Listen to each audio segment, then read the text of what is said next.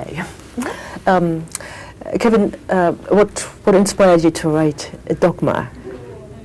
For me, I just wanted to make a flick that celebrated my faith. I wanted to do something that celebrated my faith. Going to church wasn't enough, particularly around the time that I was going to church when I wrote Dogma, because there didn't seem to be much of a celebration going on. I mean, they call it the celebration of the Mass, but it's not a party in there most times. Most people are just there not out of faith, but because they're terrified of going to hell.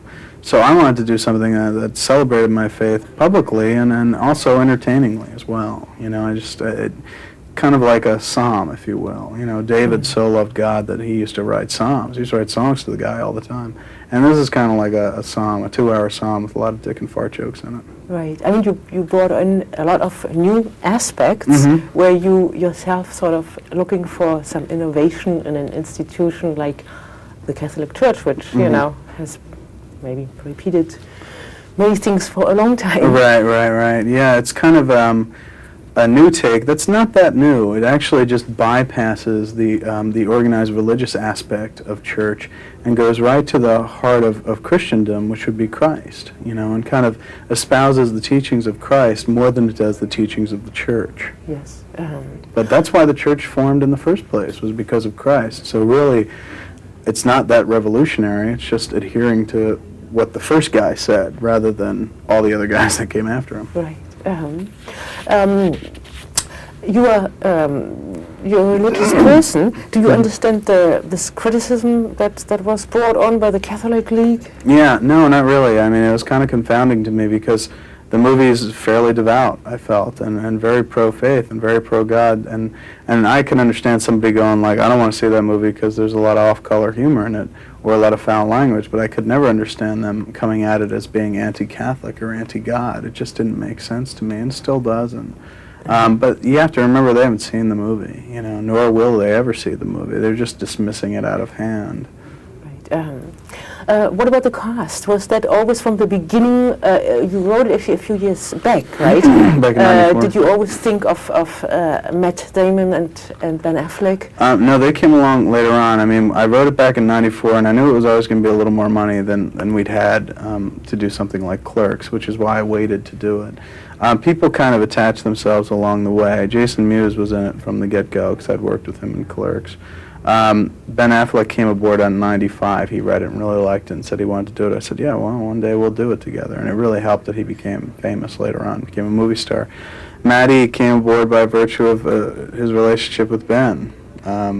Jason Lee came aboard after we worked with him on Mallrats. I always knew that I'd want to use him in the flick, but originally I wanted to cast him as Loki. But he had a scheduling conflict and had to drop out, and then we had Matt come in because he had such good chemistry with Ben after being friends for so long. And then those dudes became real famous with Good Will Hunting.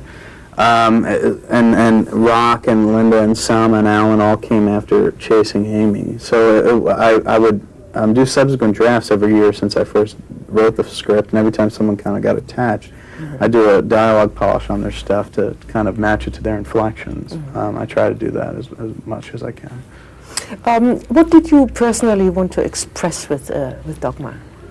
I really wanted to express that it's not really important about the societal or kind of political issues that organized religions like Catholicism kind of tend to wrap their heads around most Sundays in church. That's not why we're there. We're not really there to debate pro-choice or pro-life issues or things of that nature. We're there to worship God, not deal in man's politics.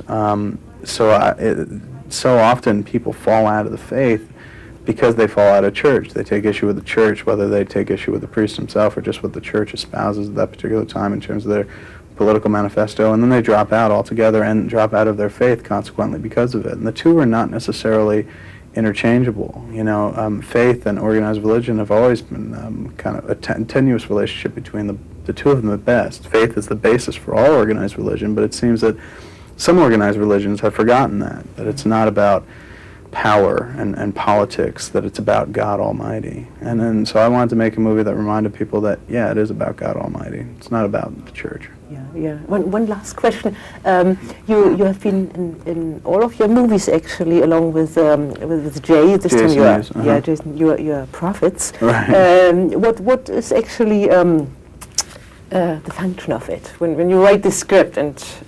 And for me, I just wanted to put Jason Mewes in a movie. I always thought he was a really funny guy. So when I started getting into film, I was like, I got to put Mewes in a movie because he really makes me laugh, and I want to see if he makes other people laugh as well. And he did. It really panned out. And originally, in Clerks, I had written the role of Randall to play myself. That's why he's got all the best jokes, right? Mm. But as we got closer to production, I couldn't necessarily memorize all that dialogue and work in the stories I was doing at the time and direct at the same time. So I bowed out. But I at least wanted to be in the movie in case it was the only one we ever made.